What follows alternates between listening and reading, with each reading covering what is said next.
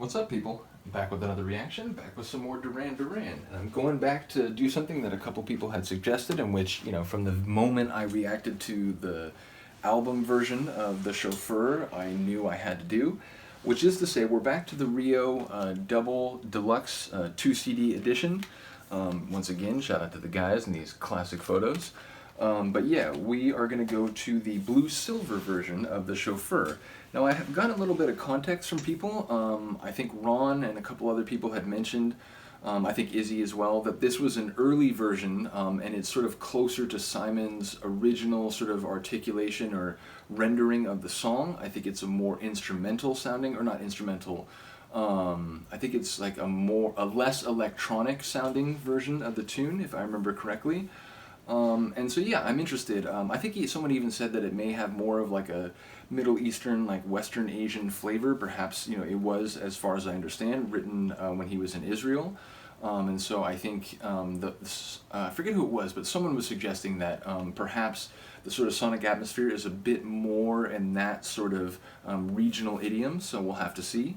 But yeah, I'm interested. Go check my reaction to the Chauffeur. I'm going to continue saying this. Like, it was a landmark moment in terms of my excitement about and pursuit of Duran Duran. In terms of, I was already beginning to enjoy reconnecting to their music, and not only was I sort of hearing a couple songs like Hungry Like the Wolf, like Rio, that I had very strong memories of hearing in my youth, but by this point I had started to listen to some other tracks, and by this point Izzy and Johnny's Girl and some other people had found my channel, and they were sort of like, hey, you should listen to this, and I think you'll like this one, and so on. I forget who it was who suggested the Chauffeur.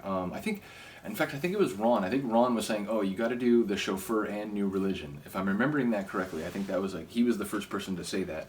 But yeah, I listened to that tune, it blew my mind. Watch the reaction, you can just see like the moments at which like I'm just increasingly blown away by what I'm hearing. So yeah, that was a landmark moment, and it really sort of solidified the fact that, okay, I need to go the full distance with this band. I need to see everything that they've done. So yeah, it was a big moment for me. I absolutely love the tune. It will always be one of my favorites by them, no matter what else I hear. So yeah, I love that tune, and I am interested to hear a sort of earlier articulation, which again supposedly has a bit of less of an electronic sound. So yeah, let's get to it. Oh, and I did want to mention, I thought about the lyrics, and I had some ideas about the way that the Chauffeur could really work as a metaphor. But once again, Ron, shout out to you. He mentioned that it functions in the context of relationships, in terms of like, once a relationship runs its course, once it's ended and the person has moved on to somewhere else, in a very legitimate sense, you have served as a chauffeur for part of their life. You were with them, you were riding with them, but as it turns out, you weren't going to the same place. As it turns out, you were dropping them off at some other destination to meet some other person and to go on some other journey, and you were merely sort of a vehicle for their life in the way that their personal narrative would see it. So yeah, that is a really fascinating metaphor, the idea of just conveying someone from an earlier point in their life to a later point in their life, and even though you thought you were, like driver and passenger, or, co-drivers and so on, as it turns out, you were actually just taking them somewhere. So yeah, that's a really interesting metaphor, and it, now my understanding of kind of the emotion and sort of the psychology of the song is vastly enhanced. So shout out to Ron and all the other people who have given me insight on the lyrics.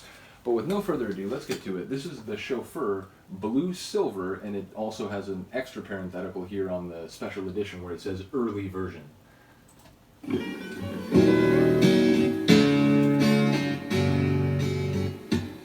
So yeah, like acoustic, not just less electronic, but like an acoustic guitar.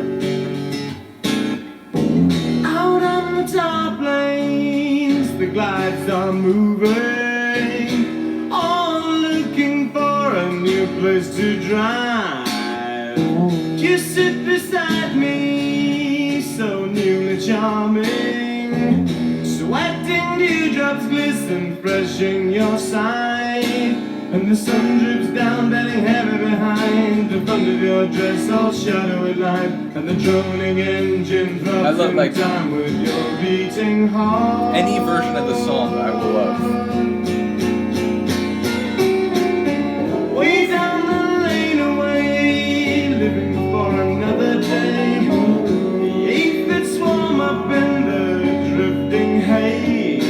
about mine. Swim seagull in the sky towards that hollow western isle. My envied lady holds you fast in her gaze. Because of the acoustic guitar, it has a bit of like a Spanish feel almost to it. And the drumming engine throbs in time with your beating heart.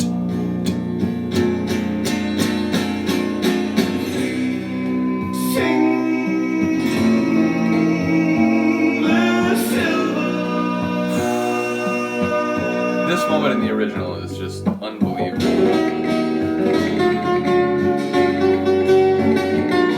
Yeah, this is more like wistfully looking out a window at like And watching lovers part, a landscape. I feel you smiling. Walk glass into glass. And he's kind of hitting some of the vocal beats a little differently, kind of like rushing up to it and then like holding it in the moment.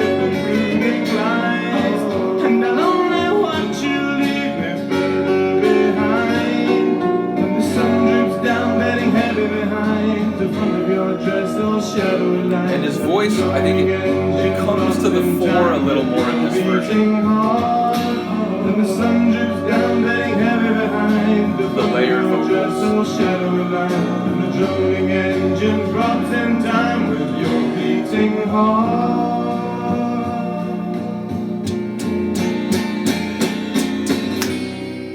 Sing, blue silver. I can't handle it.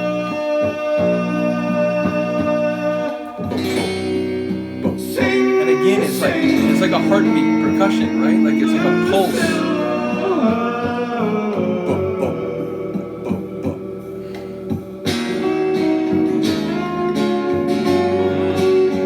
That is tasty.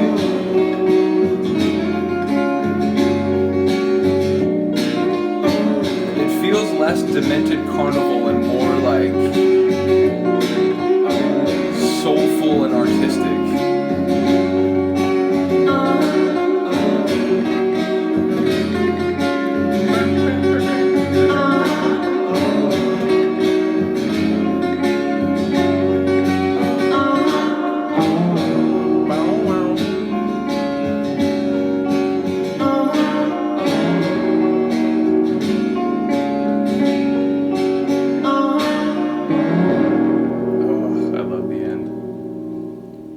Yeah, it's super cool.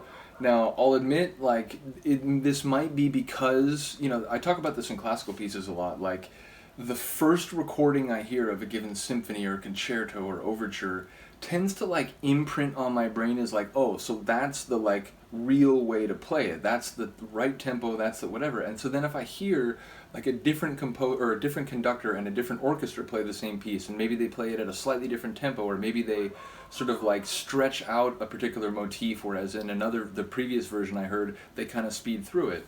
So what ends up happening is the first version I hear becomes like, okay, that's the standard, and anything else I hear after that, even though I'm not trying to think about it this way, it becomes like, okay, well, like, you know, how does it relate to the original? It's hard for me to listen to it separate from the original way that I heard it. Now, obviously here, it's not just like a different, like, rendering by a conductor of a piece. It's like an actually different version. But I really do love it. I enjoyed it. It had a slightly different flavor. As I said, a bit more like introspective, up in the head, a bit more sort of artistic and kind of like wistful, as opposed to the other one, which had, like, again, sort of like a mixture of the light and the dark, which once again not only fits with the lyrics, like, of the song, but, like, you know, Simon's sort of visual lyrical lens in the first place. But this one had more or less of an epic feel. Like the other one, again, it's like light and dark, but it, like, when the percussion really kicks in, which again, you know, watch the reaction that I did to the other one. That part, like, just like I wasn't, like, ready for it. So it has slightly less. This version has slightly less of an epic feel, but again, it's very sort of like soulful and artistic. So I like it. In the end, I feel like it's going to be, you know, like two great paintings from different painters, where it's like, well, you know, or even better, two great paintings by the same painter, where it's like, oh, I love that Picasso, but I love that Picasso too. I can't really tell you which one I like better because they're different paintings. So yeah, like I said, maybe if I had to choose, I'd still say like the original or the album version on Rio has become, you know, one of my favorite tunes ever. But I will say that one is really cool too, and I like hearing where the one on the Rio album came from. Like, it's interesting how much it did change, even though there are many aspects that very much stayed the same. So I like now having a sense for how the tune evolved. But yeah, let me know if you prefer that one. Let me know if you actually do like that more acoustic sort of sound. And yeah, there's actually a couple people who commented that, you know, maybe the original version of Chauffeur actually isn't their favorite, despite how popular it seems to be among a lot of Duran fans. And again, I love learning these things. I love hearing from different Duran fans about the same songs and the same albums, but sort of contrasting or divergent opinions. Very interesting for me to hear. But like I said, let me know what you think about this. Let me know if you prefer it or prefer the original. Other than that, thank you for listening and watching. I guess not the original, right? I guess the album version is what I should say. But again, thank you for listening and watching, and I will see you next time.